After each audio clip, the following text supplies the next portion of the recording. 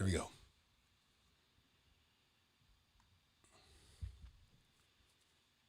Hey, Tom here, FlipAnything USA. Today we're going to talk about new money and how it often ends up being in bad advice. So this is going to be, actually a couple of videos, but primarily we're going to start here with Meet Kevin and the Dogecoin Millionaire, as he calls himself, and other people refer to him. I got Darius with me today, and we'll get right into it.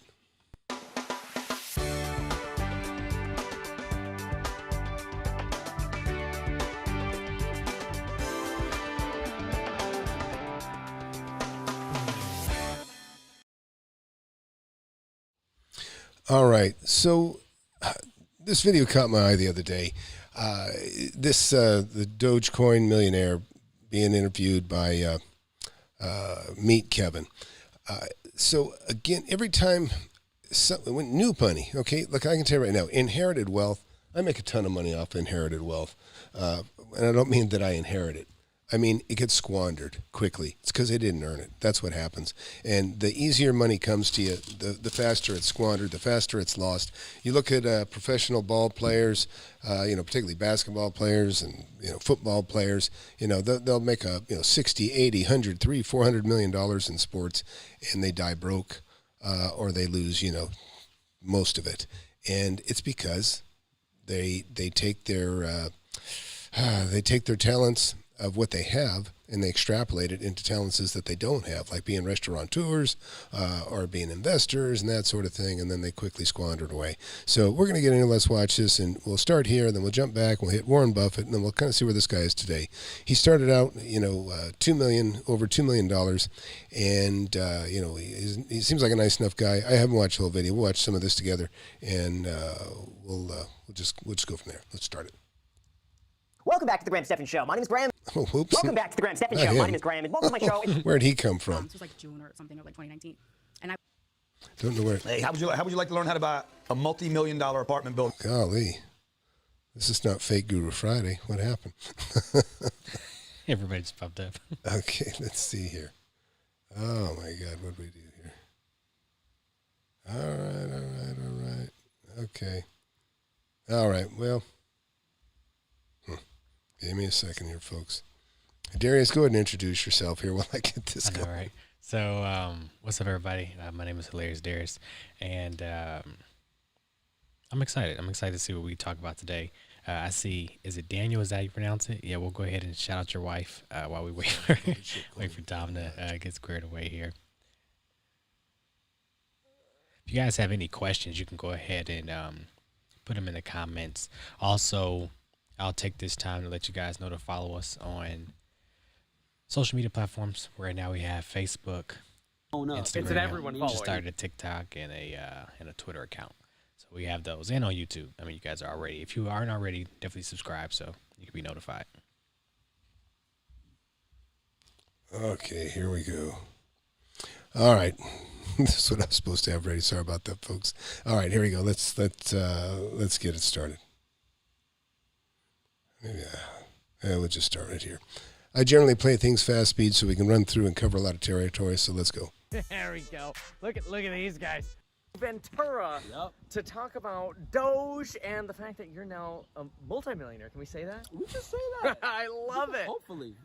No, it depends on the minute by minute action right now. It depends on where we're Let's go for a walk, and I want to talk a little bit. Okay. So the first time we talked and really sort of met was on a FaceTime call on Graham's podcast, where I had suggested maybe sell a little just so you don't have to work for like the next 10 years. Cover your salary for the next 10 years. That would have been good advice. Anything? I have not sold anything since our conversation. Not taking away from your advice or anything like that. Like, I'm gonna be honest. Out of everything we talked about during that podcast, the way you have broke it down to me just made a whole lot more sense.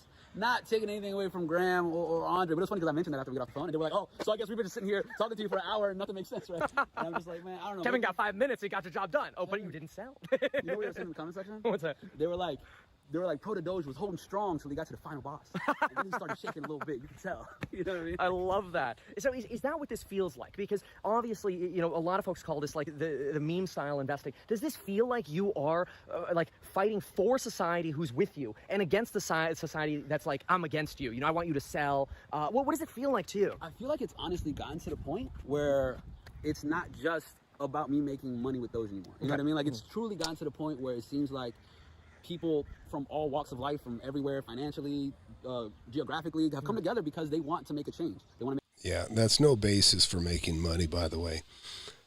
And that's one of the biggest problems with Bitcoin and Dogecoin. It has no foundation. That's why it has these wild fluctuations. You know, if you're a millionaire overnight, just be aware. You can be a 100-aire the following day. And that's what he doesn't realize. And but I think he's going to find out quick. This is only a week ago, and things have gone to shit since. make a change to the way we know things as far as the economy, as far as fiat currency, as far as just the way the world works, and they don't like that. So it was definitely sparked by GameStop, and we got to see the power in the people. And so it's almost like at this point, me holding on to Doge is like more important than anything, because I'm giving power to the people. I'm doing it for the people. This is for the people. So it's almost like a symbol of this revolution. Exactly. Wow. Let's keep walking this way a little bit. So if this is a symbol of the revolution, and it's really greater than yourself, is you selling a little bit a sign of like a failure? Does that mean the revolution ends if you make your life all of a sudden much safer and that you're financially secure for the next 10 years? I'll put it this way. Yeah. I don't think there's anything super wrong with me doing that. I feel like I came into this position with a goal in mind, that I'm not selling until I hit 10 million, and then I'm only taking out 10%, or I don't think he's ever selling. Jeez. A year hit. It was one or the other, right? Long-term cap gains, unless Biden ruins that. Exactly. But it's turned into like, I honestly feel as though I gave the people my word. I said I'm not selling a single coin, right? So what do I look like telling you to hold and have diamond hands, and I turn around and paper hand a little bit, right? You see what I'm saying? Like, it's just the discipline thing. It's almost like a sign that, did you lose confidence? Exactly. It's like, wait, did you sell a little bit? I even have some of those comments with people that didn't know originally. See, this is the blind following the blind. Look, you want to believe it. You'd love to believe it if you don't have much money, and you'd like to think it's easy. Okay, it's gambling. No matter how you cut it, it's gambling. You can throw $100 on blackjack and win, and go, gee, I'm really good at gambling. And then go over to the roulette wheel, spin it, win there too, spin it again, you lose everything, and it happens all the time. You're gambling. You're not smart. You're not doing anything particularly great. You're just, you threw in, it went up, and the smartest thing you do is jump back out and maybe go, buy the dips, or, at least at a minimum. But I have a big problem with Bitcoin and Dogecoin. It's the same thing. It just has no foundation. It's easy money. Some people are going to make money, but it goes back to the greater fool theory. You're always waiting for somebody dumber than you to come in and buy it for more than you. And that's what they have here. We'll watch a little bit more, then we'll jump over to another video. I have purchased 5 million Dogecoins, and now I have 3.9. Actually, I have 4 million because I purchased an extra. I bought the dip. Where did you get the more money from? I had safe money in the gone. But during the podcast, I remember telling Graham that I was shy, like 35,000 Dogecoins. Yeah. So during the dip, I'm telling people to buy the dip. I have to buy the dip. You got it, man. I'm not buy the dip and tell you to buy the dip. That's a good point, man. That's a good point. It's funny because it's one of the things with at least the stock market right now. Yeah. It feels like everyone shifted over to crypto. I'm like, oh man, we got to buy the dip, but the dip keeps dipping. Okay, so what happens? Okay, because here I am, I'm buying Tesla, man. Okay, and I'm getting reamed right now. All right, I'm buying the dip on Tesla, and I get reamed every day. So I'm not money to keep buying the dip. Okay, what happens if that same kind of crap happens to the Doge, man? At what point do you stop the bleeding? There is no point. You hold it through no matter what. Like, the thing is this, it's funny that you said the dip keeps dipping, because there's definitely a meme for that. It's a 17-layer dip. Cute. No, cute old guy. Yeah, remember e-toys? E-toys actually became worth zero. A lot of people don't know that, don't realize that. This actually probably even happened before these guys were, out of elementary school. But that stuff happens, and that's the benefit of listening to someone that's been around a while, as opposed to somebody with very limited experience. And both real nice guys. Meet Kevin. He's a tremendous YouTuber, made a lot of money, and he's lost a lot of money in some of his investments from what I've seen him advertise. And but again, he's got a huge money-making engine. He can afford to squander it. But it's terrible for people that follow advice of somebody that has money, that makes money every day, make more money in a month than most people make in 10 years.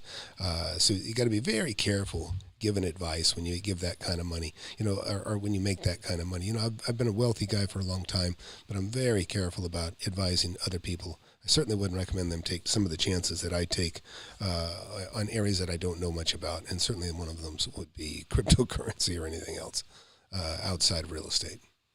Looking at the laptop, he's on the laptop, right? It's like when they say buy the dip, and then he looks at the camera. But the dip keeps dipping. Exactly, with the coffee mug guy. Yeah. There's another one too, and it's the guys from a pawn shop, and he's like, I told you to buy the dip, but it's still dipping. Then buy again. I'm out of money. I'm out, man. But no, I feel like no matter what happens, I'm a hold strong, I'm a hold tough, and yeah, we're gonna just kind of, diamond hand through it. So I want to know, you said this started with GameStop. Like, were you in on this GameStop run, or did you kind of watch this and then decide I got to be part of the next one, or because you went into Doge beginning of February?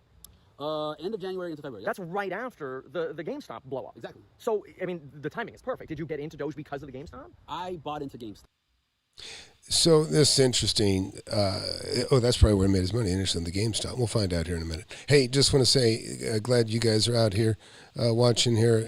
Jersey now. It's glad you're in here, Liam. But we'll keep watching this. We're going to jump back over.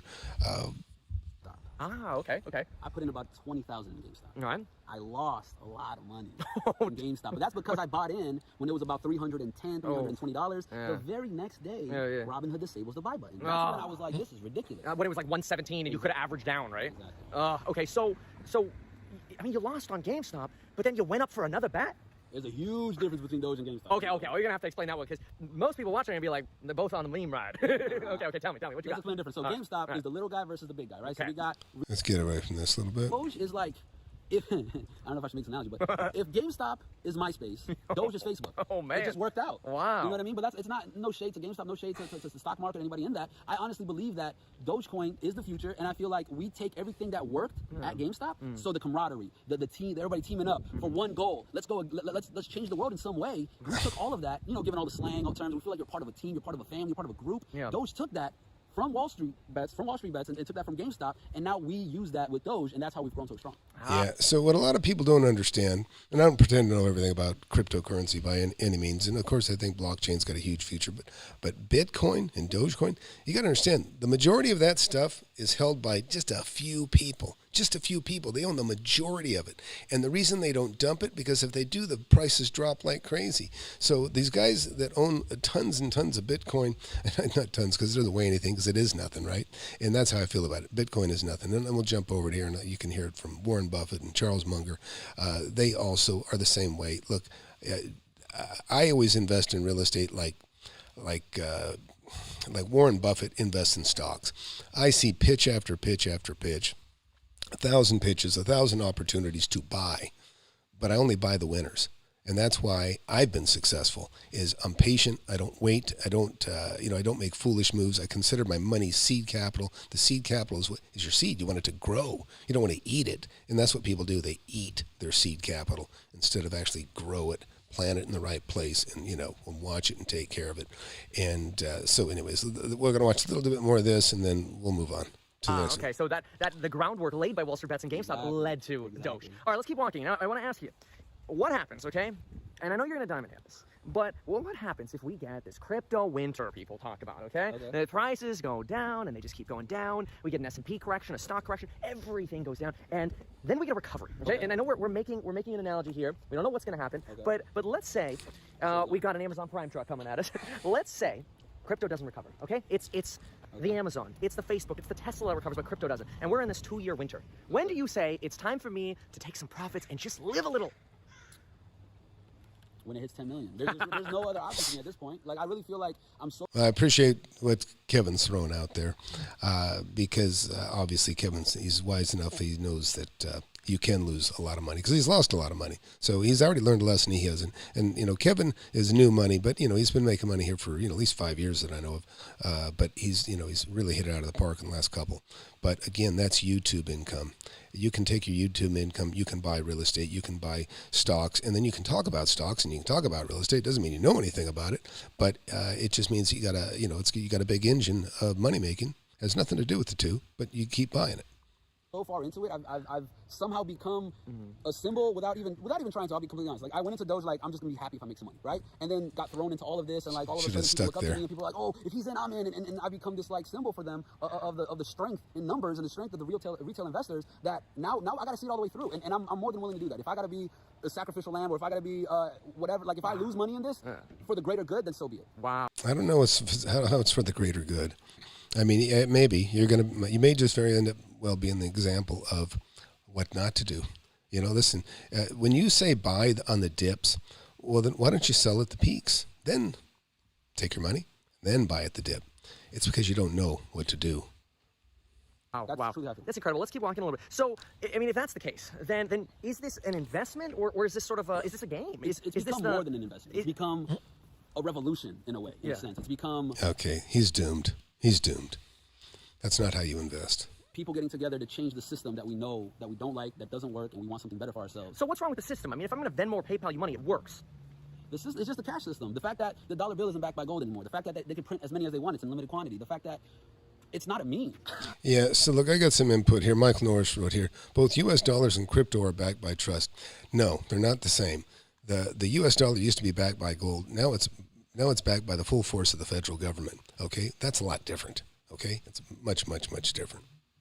You know what I mean? Like, Wait. You said the problem with cash is it's not a meme. Okay, I gotta understand that a little bit better, because usually when I hear meme, I think of momentum stocks, and I think of put microvision on a screen. It goes up, it goes down. You put mind medicine, it goes up, it goes down. Sundial, it goes up, it goes down. Gamestop, up, All right, so look, not to make a big spoiler here, but we're going to jump to the next video, because this is about, I don't know, it's a little later, maybe, I don't know, 10 days later, whatever it's been. And now you're going to see, well, here, listen to Warren Buffett here just for a little bit and his thoughts on cryptocurrency. Then we're going to jump back and we're going to see how this kid lost his ass on this Dogecoin. At one point this weekend, you said that Bitcoin, and this was basically, you were asked, Charlie said Bitcoin's like rat poison. You were asked about that comment, and you said, well, it's probably more like rat poison squared. Charlie went on in the meeting to then basically call Bitcoin turds. He is an expressive sort of thing. Maybe when he gets a little older, he'll mature. I just want to ask you about that because it sparks so much controversy, and particularly on Twitter and some of the places where you might expect people who are trading in cryptocurrency to be pretty loud about what they heard. What is it about Bitcoin that gets you guys so fired up? Well, when you buy a farm, you look at property. I'm going to slow this down just because I want it to sink in. For, like I said, when the younger you are, the more opinionated. Sometimes you're very opinionated about politics and things, and a lot of it is just pure naive. You just haven't seen enough, and so you should appreciate somebody older than you. And I'm not talking about me. I'm talking about Warren Buffett right now. But let's listen to him. Every year and what prices are, and you decide whether it was a satisfactory investment. I mean, you look to the asset itself and what it produces for you. When we buy a business, we look at what the business earns and decide how we feel about it in terms of what we paid. But we are buying something that at the end of the period, we not only have what we bought in the first place, but we have something that the asset produced. And when you buy non-productive assets, all you're counting on is whether the next person is going to pay you more because they're even more excited about another next person coming along. But the asset itself is creating nothing. One of the interesting things, for example, is gold. If you go back to the time of Christ and you look at how many hours of labor you had to give up in order to buy an ounce of gold, and you take it forward to now, you'll find the compound rate maybe a tenth or 0.2 of 1%. And then you have. Yeah. So while this is going on, I've got Michael Norris here saying Bitcoin and Ethereum, I guess, have a projected 4 times. Well, guess what? A projection is worth 0. Okay. A projection means nothing. You can't sell a projection. I mean, you can sell it to a fool, but you can't sell it to somebody. It doesn't have any tangible value. Okay, I can forecast that that a lot of things are going to go up in value. Okay, it doesn't mean they're going to. I can say that I built Coca-Cola because I bought one stock. It's a multi-billion dollar company. I can say I'm a part of that, but I'm a tiny part of it. And this idea that crypto is just going to go up, forget it. There's no foundation. It's the greater fool theory. Again, it keeps going back to you're counting on a bigger fool than the previous fool to buy out, the lesser fool. Have to insure it during that time and make sure somebody doesn't steal it from you. But it doesn't produce anything. And productive assets, you can pay too much for a productive asset. But I bought a farm in the 1980s, and every year look at how much it produced the way of soybeans and corn. And at the end of that period, I've still got the farm, and I've gotten some significant income off of it. So I don't know if you guys caught that. He's talking about productive assets, tangible assets, buying assets that actually produce money. They produce something. They're productive. They make something. And like his example he was talking about is buying a farm. Produces corn, produces whatever, cattle, whatever you got, whatever kind of farm you got. It makes money. But here's also the difference. He said, and I've paid too much for productive assets. I don't know if you guys caught that, but he said that. And but guess what? Your hedge is against that. When you buy a productive asset, it has the ability to pay for the mistake that you made. You paid too much for it. It keeps making money. It doesn't give you the return on investment as quickly or as fast, or maybe it's not as good as it was, but guess what? It keeps making money.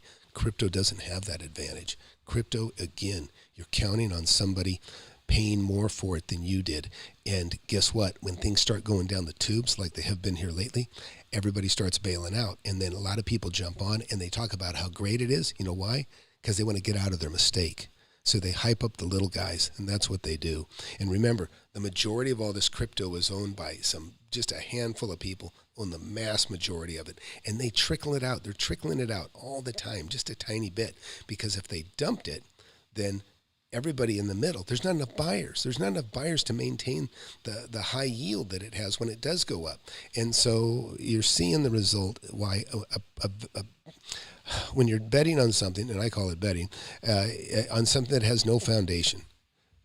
Anyhow, let's keep listening to Warren. He's great.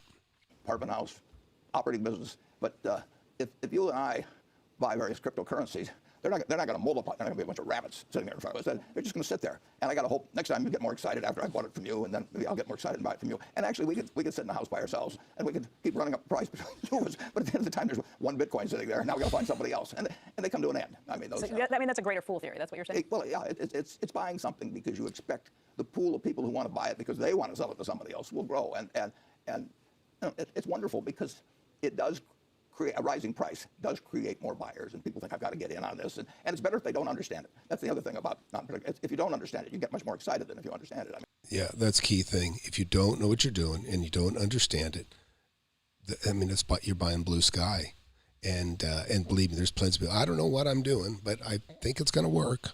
Great. If you buy a bond that says you can pay you 4% a year, you're not going to get any pleasant surprises. You're going to pay you 4% a year. But if you can have anything you want to imagine, if you just look at something and say that's magic, you can do it with shark's teeth or seashells or anything. And you know, they did it with tulips in the 17th century in Amsterdam, and they'll do it again. I mean, people, they like to speculate, they like to gamble. Yeah, so we don't have time to get into it, but if you get a chance, look up the tulip. The big tulip. The big tulip craze back in I think it's 70. I think it's 1600. I think 1650, somewhere around there. And you could buy a mansion for 10,000 tulips, and then all of a sudden they were weeds. And if you can get something, particularly if you had something half plausible going on, if you had bought gold in 1942 and you said we might lose the war and we might have to run off to some other country, and so let's put our assets in gold, you would have less than a penny for every dollar you got from owning stocks. Less than a penny. Now, somebody calls that a store of value. I mean, I think they're delusionary. Okay. Andrew has a question, too. Andrew. Hey, Warren, related to this issue of Bitcoin, you saw that Goldman Sachs just last week announced that they were going to create effectively a trading operation around cryptocurrencies and Bitcoin in particular. You've been an investor in Goldman. What do you think of their decision to do that? Well, they probably think that lots of people are going to get very excited about it. Well, and maybe already are, but they think there's money to be made trading them. I don't think they're expressing an opinion on the ultimate value. I would be very surprised if the top partners of Goldman are selling their Goldman stock and putting it into Bitcoin. But I want to cover this subject now because my friend Charlie will come on at 8 o'clock and he'll tell me what he will say. Well, that's my whole entire point. I do want to ask Charlie about it because I think when he talked about the turds, he was referring to this. He said if you're trading this, it's like watching other people trading turds and deciding you want to get a piece of that. Well, you're not going to get me to comment on that. Hey, so I'm going to take a second here. Listen, I really appreciate you guys watching here and helping me build this channel. I appreciate if you take time right now to hit the subscribe button. I've been making money in tens of millions of dollars in real estate since I was 19 years old. I've made a fortune. One other people do it. I'm going to play you a quick intro on what I do, and then we'll come right back. Hi, I'm Tom McKay. I've been investing in real estate, commercial properties, industrial properties, houses, apartments, offices, subdivisions. I also have a mentorship course to help people create their own fortunes the same way. My first class, I had immediate results. Ron made over $200,000 and has purchased 22 properties. Eric has purchased a trailer park and 34 acres of land. Liam has already flipped a few properties and made over $100,000 on his first deal. All right, so let's get back here to Charlie. Hopefully Charlie's not awake and well, not the watching truth is right people now. do trade on very crazy things over time. Imagine people selling their homes to buy a tulip in Amsterdam. If people think they're going to make money the next day, and worse yet, if they think somebody else that they know is going to make money and they aren't going to make money, it just draws people in. You know, I could whisper something on this program, and kind of the more sillier it was, the more it might react, because there's no quantitative limits. If you buy a stock, you say, well, I'll buy it at 15 times earnings, but I won't buy it at 20 times earnings. But when you get into something that doesn't produce anything, you know, there's no checkpoints. There's nothing to. Yeah, so that's interesting. And this is actually was even kind of like Amazon at one time. Not that I make any comparison to the two other than that, but most stocks require earnings. You know, like I buy buildings, they got to have a certain cap rate. You know, I want a minimum of a 7, but I try to buy a 10 or a 15 cap rate. But ultimately, it's going to be valued at a 6, and that's where I make my money. I make tons of money, millions of dollars, by buying stuff that is not properly valued for the return that it has. It has a very productive asset that's not being properly handled. I'll buy that, take advantage of it. Well, when you buy an asset where there's no expectation of earnings other than wishful thinking, man, that's a dangerous place to be, because you're buying something that, in other words, you got no way to measure it. In other words, it's making, whatever, it's putting out, $10 million a year this year. So, okay, great. And now it's putting out $11 million next year. Now it's putting out $12 million next year. So you go ahead and you say, hey, I like it. This company's growing. I can see it. It's selling something tangible. Kind of goes back to his farm theory. You buy it. Well, now maybe it goes back to putting out $10 million a year. So it's not as good as you hope, but it's still making money. You're still getting a return. You don't have those assurances with Bitcoin and with Dogecoin. There's nothing there. There's no foundation. There's no generating asset. It produces nothing. It's not really a product. It's not even an asset, really. It's just, it's just fiction. But let's let him finish, and you're going to love Charlie Munger if we get that far. Reference it to it's gone up, so it'll keep going. Now, I will say. Hey there, thanks for checking out CNBC on YouTube. Be sure to subscribe to stay up to date on all of the day's biggest stories. You can also click on... Okay. At one point this weekend, you said... Let's get back. So, I mean, I'm going to just fast forward us to Charlie. Charles Munger, if you don't know who he is, you really should. Are we going to have Charlie on here? Let's see.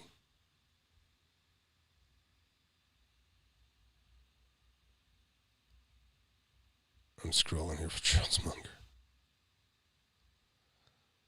Actually, a buddy of mine goes hunting with Charles Munger's son.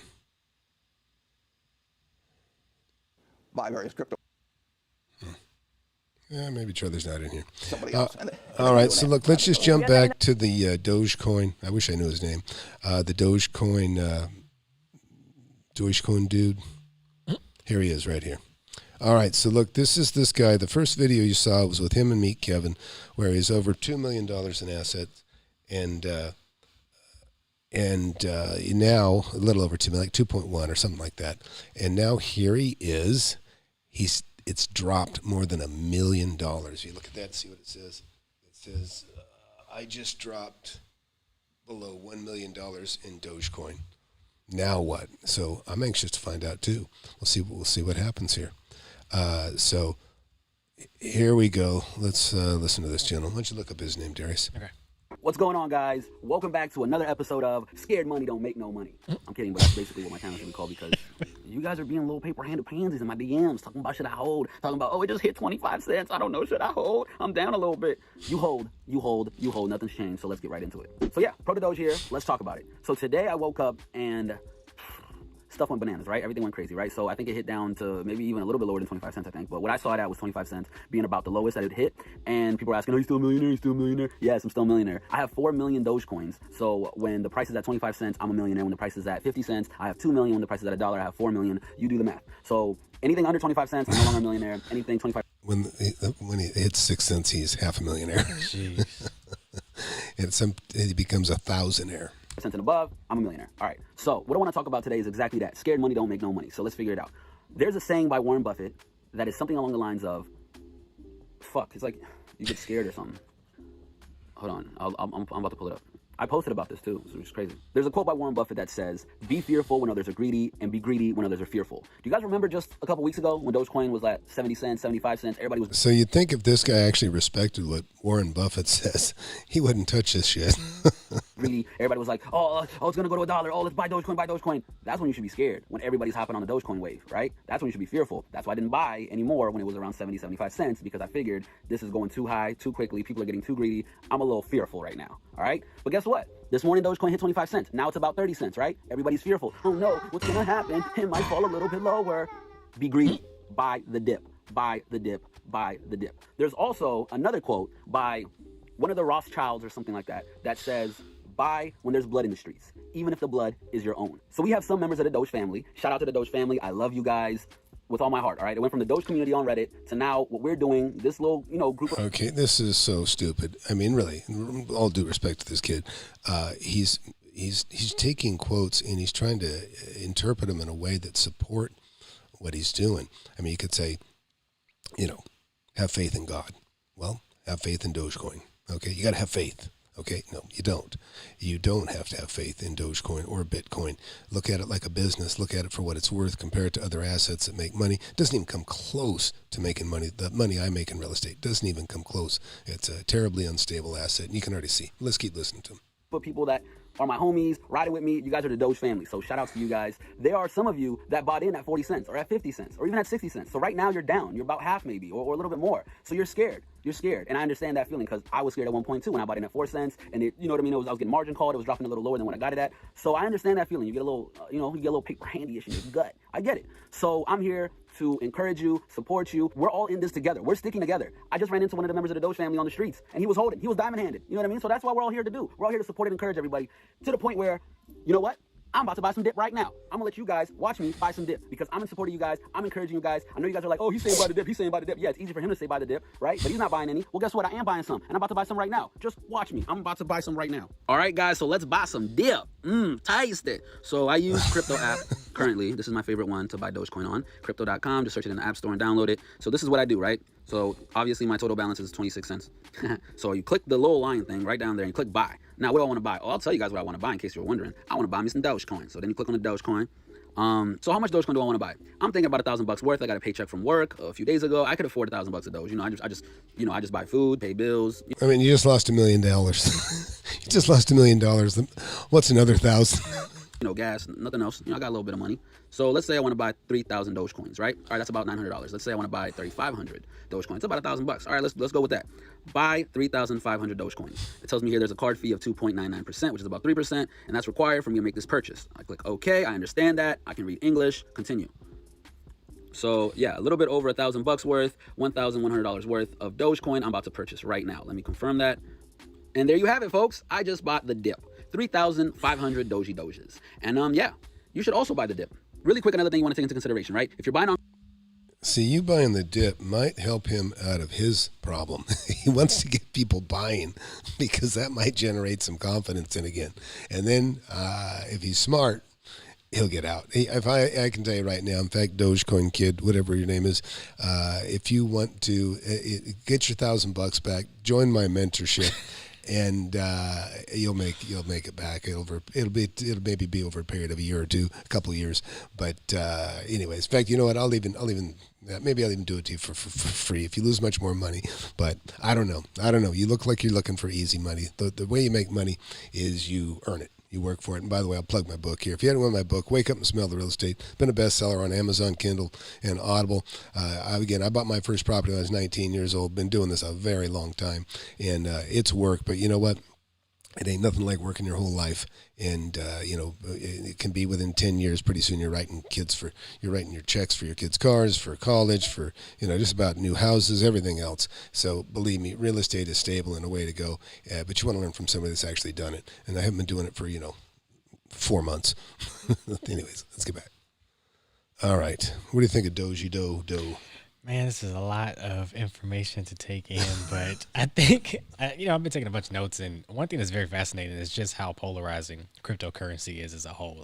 These comments are going bananas right now. Yeah, let's go there. Let's look at some of the comments we got. So we got some defenders. We got some other people that are just laughing at this shit like I am. Yeah. Okay. Yeah. Here we go. What is it? King Ray. LOL. I'm laughing for Doge to drop back to 4 cents. Yeah. Okay. Hey, Shannon, thanks for stopping in. Breaking news, PayPal will allow crypto withdrawal wallets in your own wallet. Yeah, okay. Michael Norris, yeah, I wouldn't touch Doge. Yeah, agreed. Yeah, look, he's young, but this is the problem with young money. Young money, easy come, easy go. It's just, I consider it like inherited wealth, or like I said, the athletes that suddenly make a ton of money for their athletic abilities and they squander it, thinking, they're easy to take advantage of, and many of them do get screwed. So crypto was like the internet in 2000. No, it's not. People thought Yahoo, AOL, and you're comparing it to things. Critic Geek, you're comparing stuff that has an income, stuff that produces something of value. Listen, Yahoo, AOL, they took in enormous amounts of revenue, and this does not. This doesn't create anything. You don't connect people to advertisement or search. Searches to products that bring about sales. This does nothing. This is greater fool theory. You're blowing it, Critic. I'm telling you, overvalued stocks in crypto right now. No thanks. Anyhow, let's keep going. Crypto is like investing in IPO. I don't know about that. Yeah, in an IPO, I don't think so. But give it a shot, Manny. If that's what you want. I'm not understanding if you understand. I'm not even sure if you're for or against with what I'm seeing there. Hey, Michael, glad you're in here. Norris, algorithm is way too complex for a guy to code in his mother's basement. Okay. What else you got, Darius? Man, it's just interesting. I think for me too, your point, and also with Warren Buffett, it just makes more sense to invest in something that produces money. Well, you got a return. Well, and I get the argument of people saying like, crypto does this and it does that, and trying to make the comparison. Like it, pays dividends and this, that, and the third. But it goes up based on a greater fool. Yeah. I think for me, they take cash today. So I would want to invest in things that kind of pay me cash. And the whole thing is for me, this is no different than being like an early adopter of some technology. Like if it's really what people are speculating it will be, the money will come there, and great, you get to be there early, you get the gold rush and all sorts of stuff. But if it's gonna do what you think it's gonna do, it's gonna work out. But if it doesn't, I'd rather use a tried and true method. Yeah, wealth, right. But the thing is when you make a comparison of a Dogecoin or Bitcoin to something that produces a service, okay? Yeah. AOL, Yahoo, Google, these things produce a service. You're relating it to the internet. It's not related to the internet, right? I mean, it's cryptocurrency, but it's not related to producing something that makes something. Yeah. And so it's just kind of a misapplied logic. I think to your point too, to hear my man talk about, to quote the same people that you were kind of quoting, the Warren Buffetts and the Rothschilds and things like that. But it felt like when people take scriptures out the Bible and just try to use it to, I was like, what? I was like, what? Well, he just did it. He quoted Warren Buffett. I mean, like I say, you can misapply a quote, you can misapply news or history for that matter. But what do you say? We jump back in here. If you guys got any other comments, go ahead. We can also go live and do some phone calls. If somebody wants to get on here and talk about things.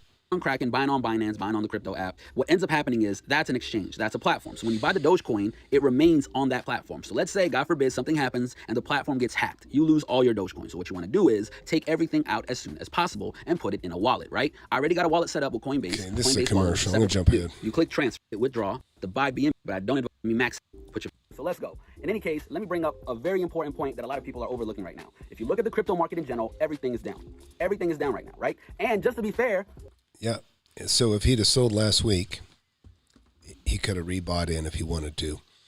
Let's go back in time to January. How many months ago was that? 5 months ago? Let's go back in time 5 months ago.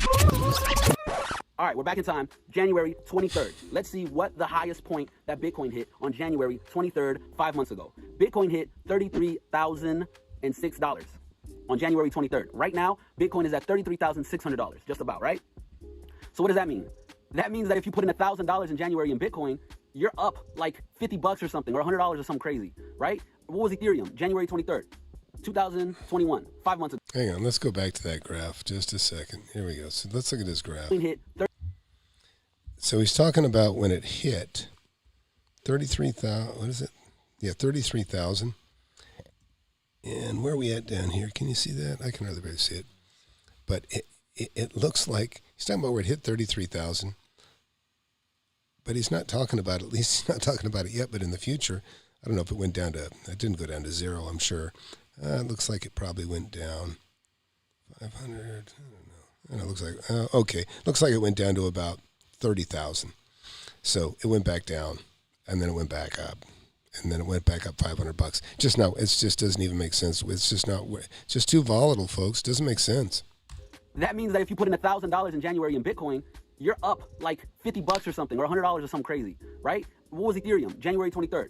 2021, 5 months ago. Where was Ethereum's highest point in January 23rd? $1,331. What is Ethereum right now? About $2,000, right? So if you put $1,000 in back then, you almost doubled your money, okay? So it sounds like Ethereum was a better bet in January 23rd to put money in it than it was for Bitcoin, right? Okay, so let's look at Dogecoin. Let's look at Dogecoin. We're all looking at the exact same graphs here. You know what I mean? Dogecoin, 5 months ago, January 23rd. Guess what the highest point was? Guess what the highest point was?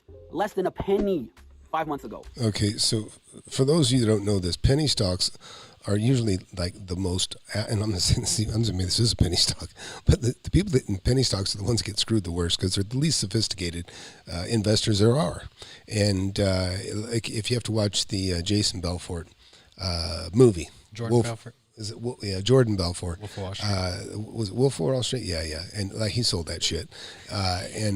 Anyways, so yeah, that's a great. Really watch the what is it called again? Wolf of Wall Street. Yeah, the Wolf of Wall Street. And the book's pretty good too. With DiCaprio, he did a great job. It looked like a lot of fun at the time. But anyways, again, you can look at Bitcoin here or Dogecoin or any of them, and how much money, what did they produce? How much income did they produce? Income. I mean, what did they produce then? What do they produce now?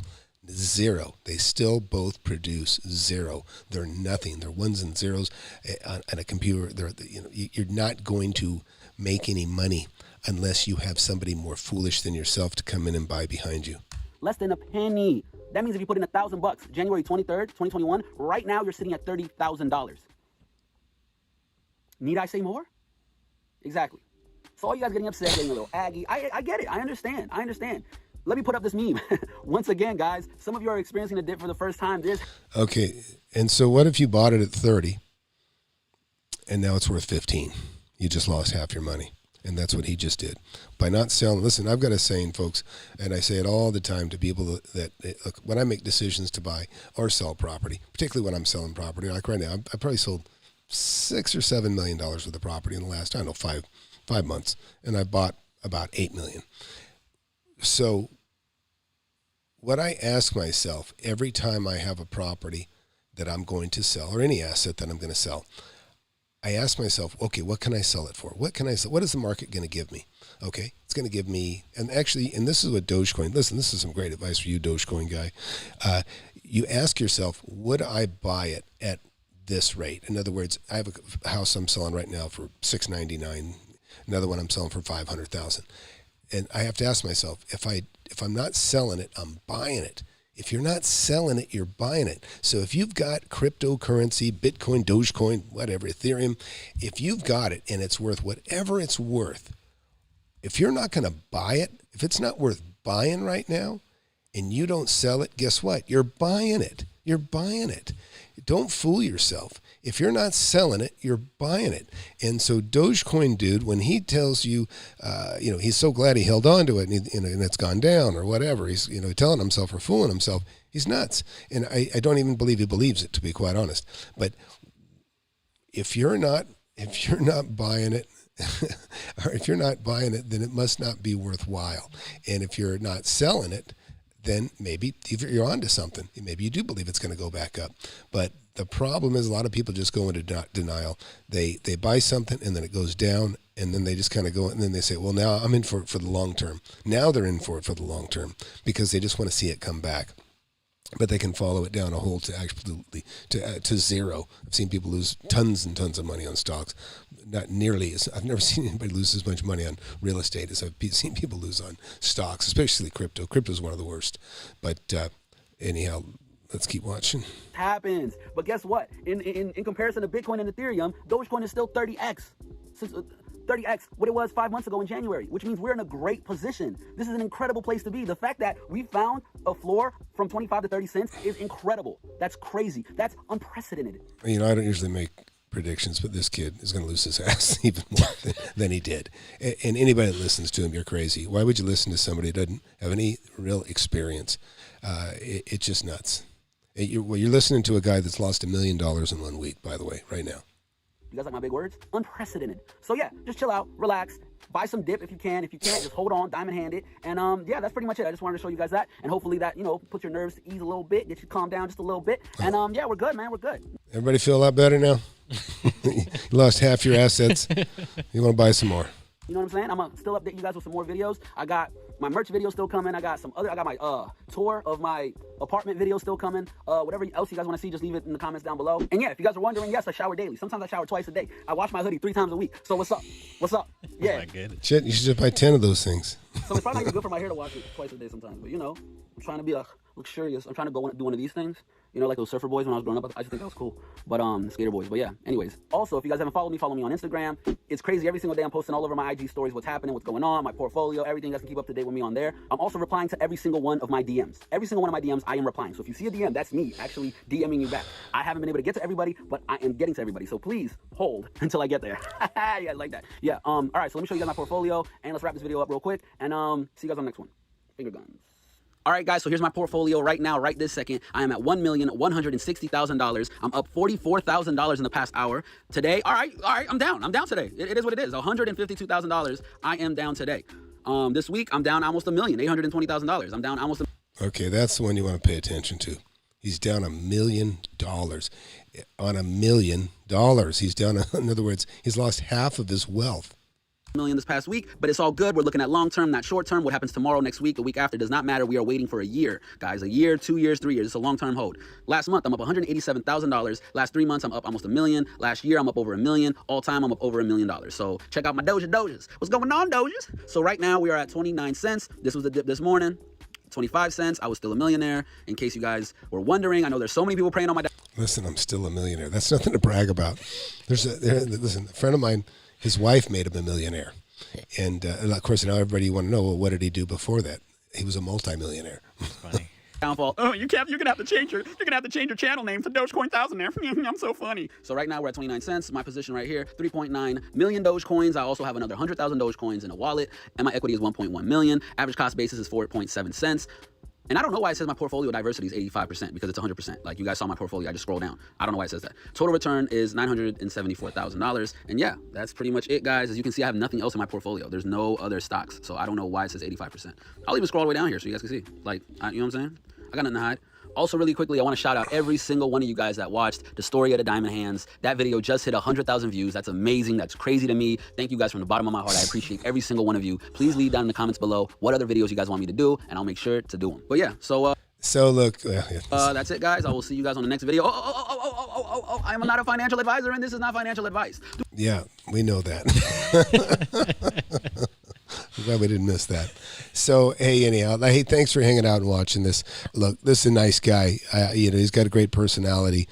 He just doesn't, he doesn't have the chops to talk and tell people how to invest. He's gotten lucky, and that's great.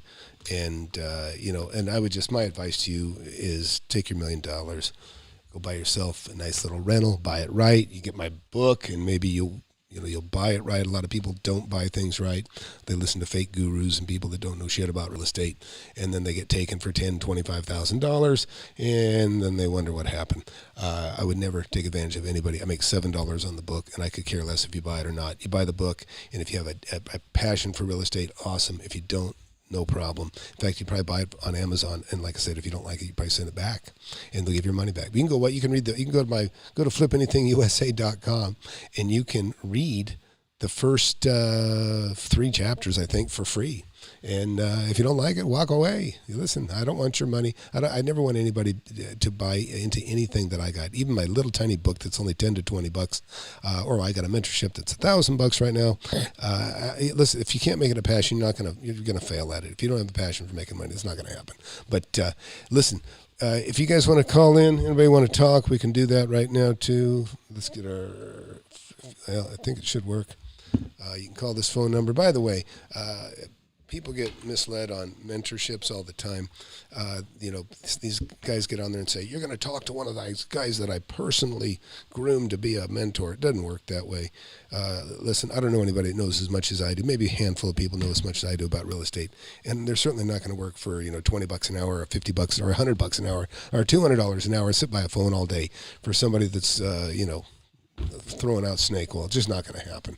But when you get into my mentorship, by the way, and I've got my first millionaire. I got my guy that he's got $800,000 in equity. He's got $1.6 million in real estate. And he's got $270,000 cash, so it takes him about $1.7 million. And guess what? He just bought another billion. Looks like he made another $400,000. So that's worth almost $1.5 million now, and from zero. It's pretty amazing.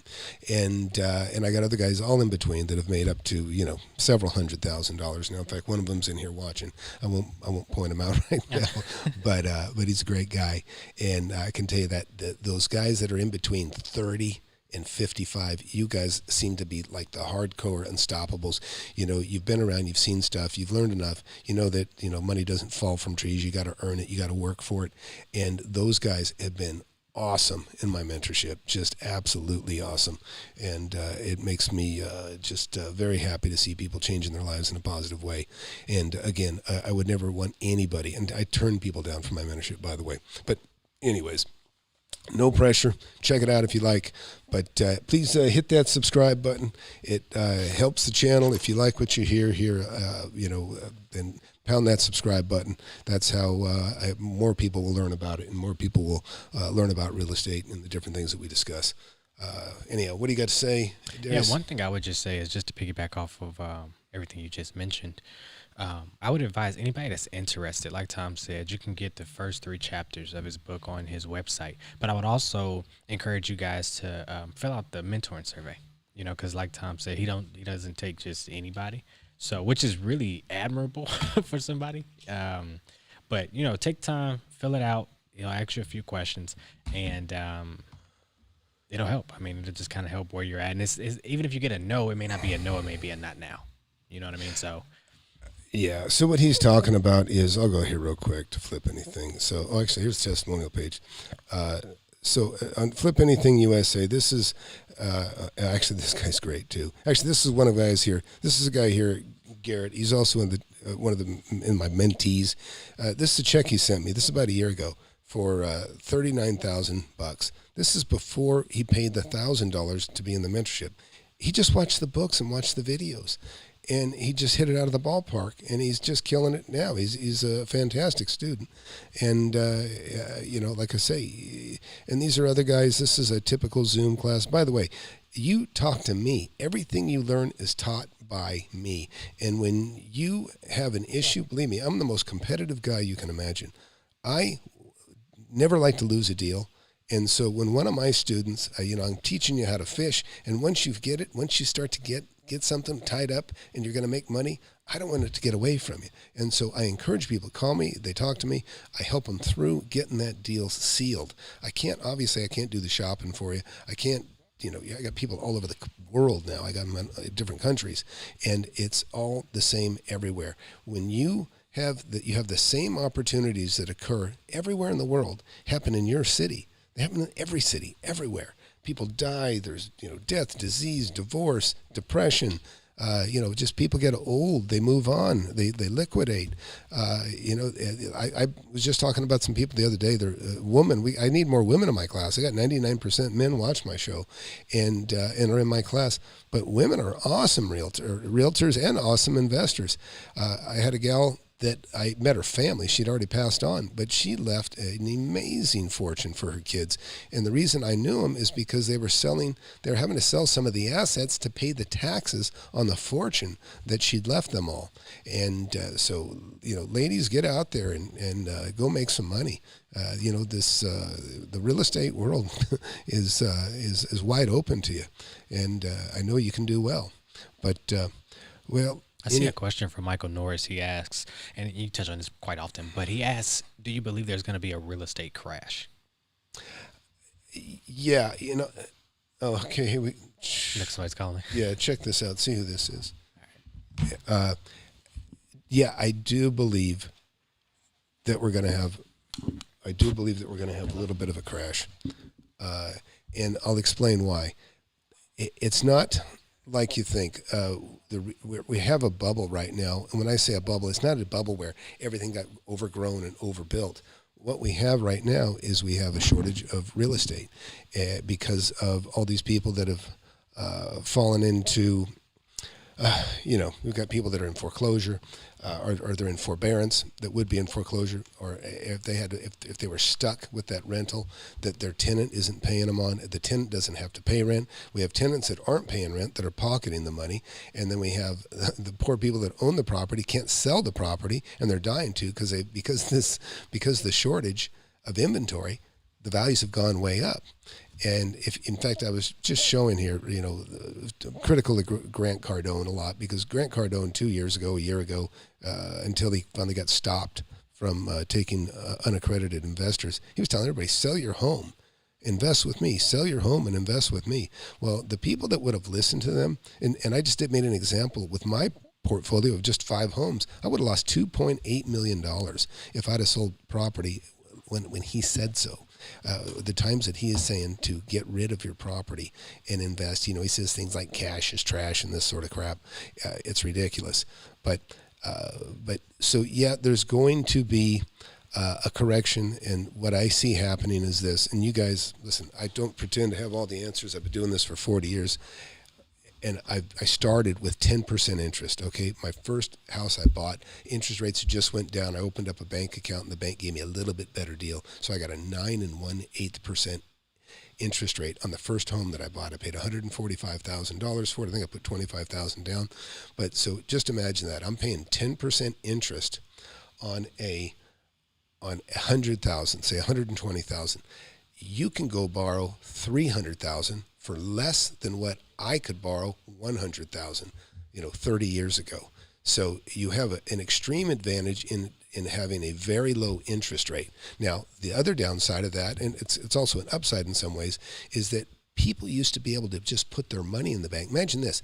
You could put $1 million in the bank and get $100,000 a year from the bank.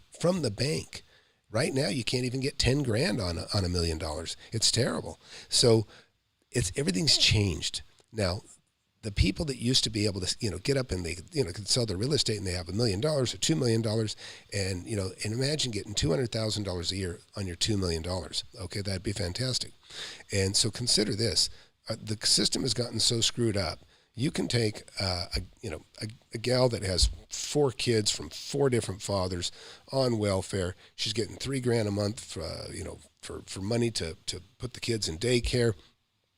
Maybe if she's got a job, and she's got welfare, she's got, her Obama phone. She's got, welfare pays big.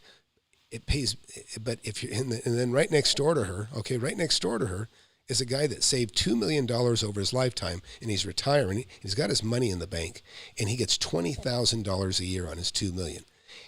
For his $2 million that he worked his ass off and saved, he's getting $20,000 a year. And his next door neighbor, who's on welfare, isn't making any money. She's a consumer of tax dollars.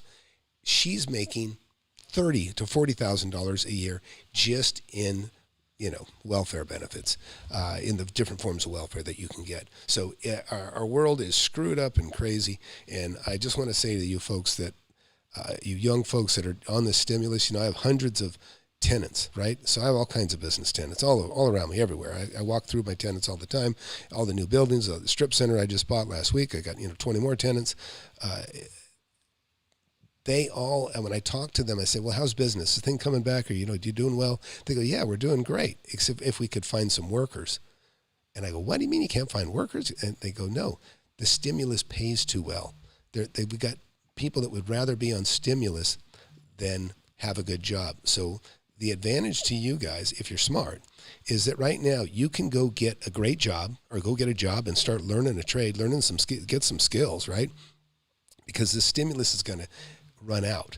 And if you're one of these foolish people that try to just keep sucking off the government teat and taking the stimulus, well, it's all going to run out at the same time. Then you're all going to be squandering, looking for jobs, and the jobs are going to be taken. So go take your job now, kiss your stimulus goodbye, and start getting paid for what you do. It may be less than the stimulus pays you, but you'll have a job, okay, that isn't going to be there when your stimulus runs out. So anyhow, that's a mouthful. And I lost Darius possibly to the phone call. I don't know. But what else you guys got? But hey, again, please hit that subscribe button if you're new to the channel. I appreciate it. It helps the channel. When you comment too, after the video's done, you can comment. If you got anything else you want to hit on, if you want to call up and argue with me, I'm game, no problem. I love real estate, and I've been doing it a long time. People once in a while, I had some guy calling me a fake today, and I said, really, what are you basing that on? Well, I didn't own the book, doesn't know shit. And, I just say, well, you're as bad as a fake guru because you're making, critical comments when you don't know what the hell you're talking about. And that happens all the time. And it's a shame. Well, you say, of course, they'll take the stimulus instead of flipping burgers with no future. Look, if you're flipping burgers, you'll understand how a business works. Just so you know, you're flipping burgers. Not what I want to do either. Never done it, actually. I've always been in construction. But you're flipping burgers. You get an idea how how it works. You get to understand there's a lunchtime crowd. You get an idea what the consumer wants and what they buy and what they want to eat. Guess what? You don't have to work for somebody forever. You can be the guy that owns that burger shop.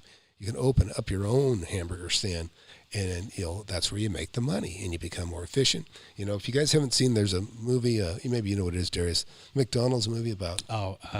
Ray Kroc. What is that? The Founder? The Founder? The Founder with Michael Keaton? Yeah. It's called The Founder. Great movie. Yeah. Great movie. Watch The Founder. So I'll give you some recommended movies. Write that in there, would you? Yeah. The Founder. Watch The Founder. That's a really good movie.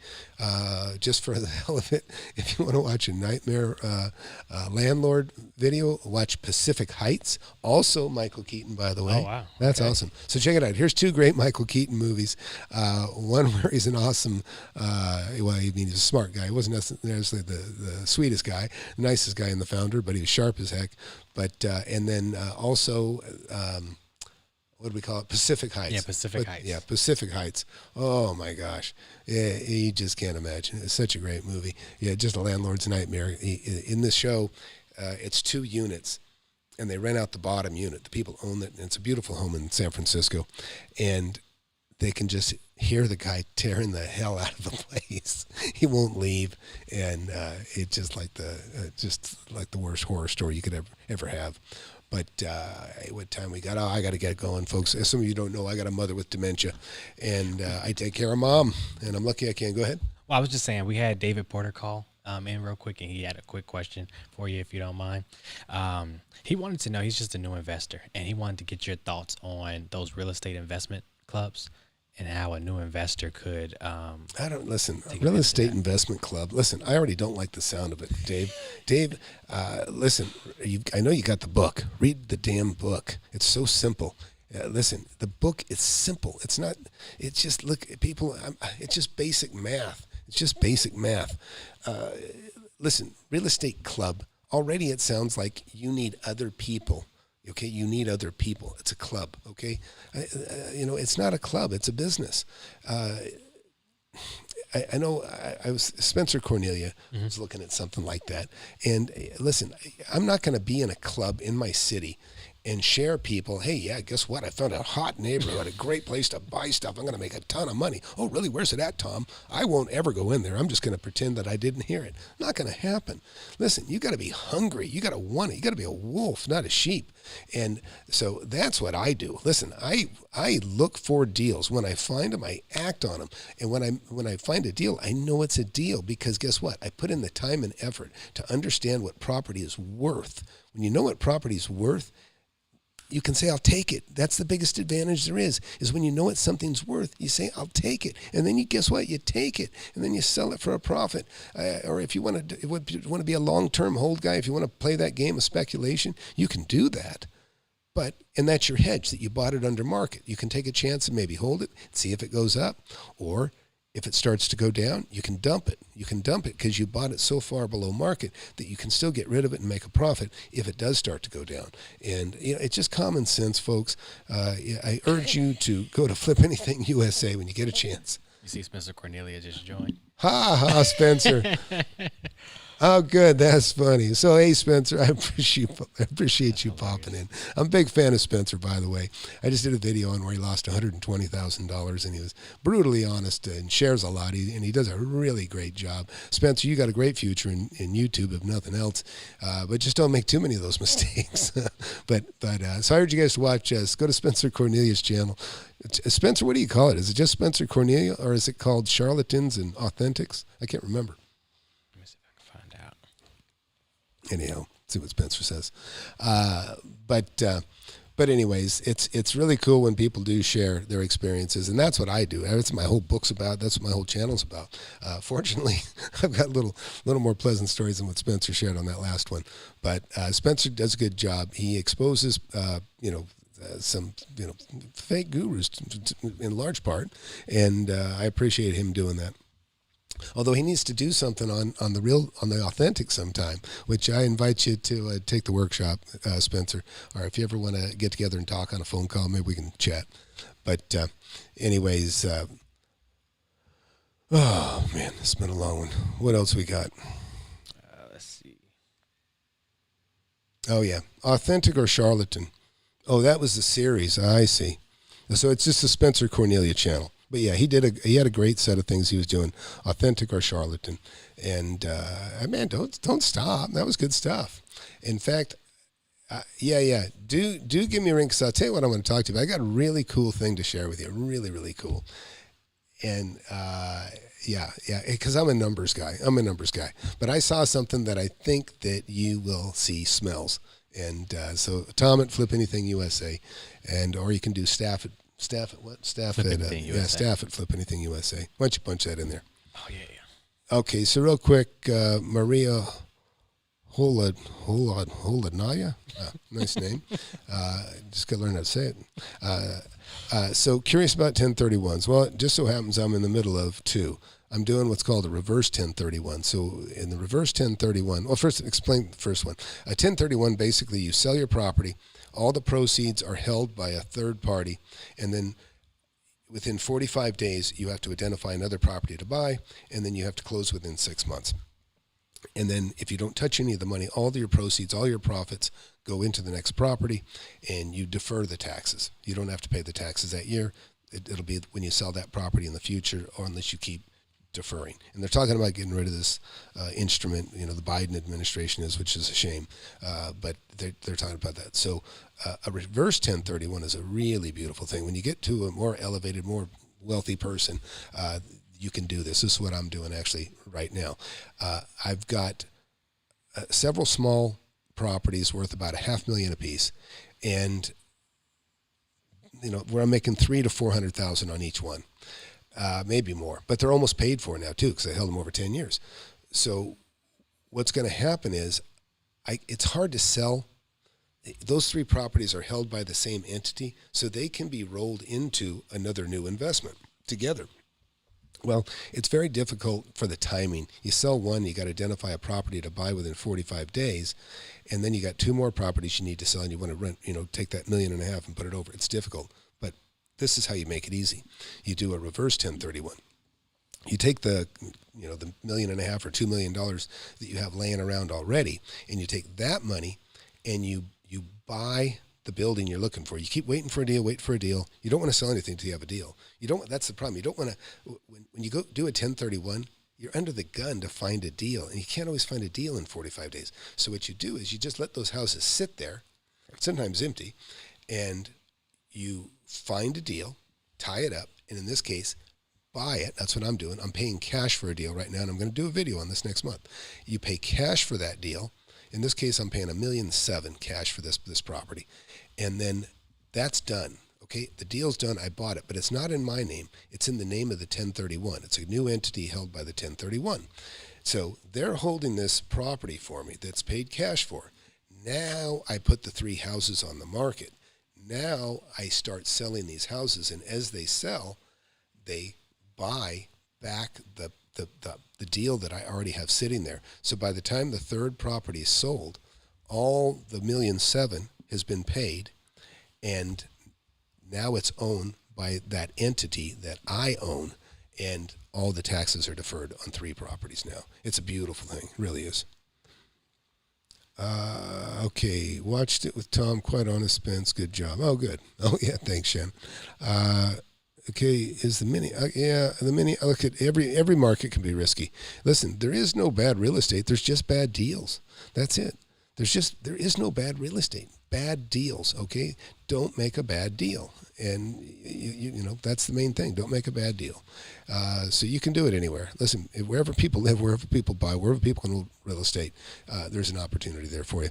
But look, I got to run. Like I told you, I got a mother with dementia, and it's you know, listen, if I can take care of a mother with dementia and make money and do this shit, you guys can certainly just go make some money. Okay, it's easy. The less you got to deal with. So I'm gonna go. Thanks a lot for watching. Please subscribe. Thanks for popping in, Spencer. Appreciate it. Hope I get an email from you, and I'll share with you. We can talk about it. Thanks a lot. And we'll see y'all later. Bye.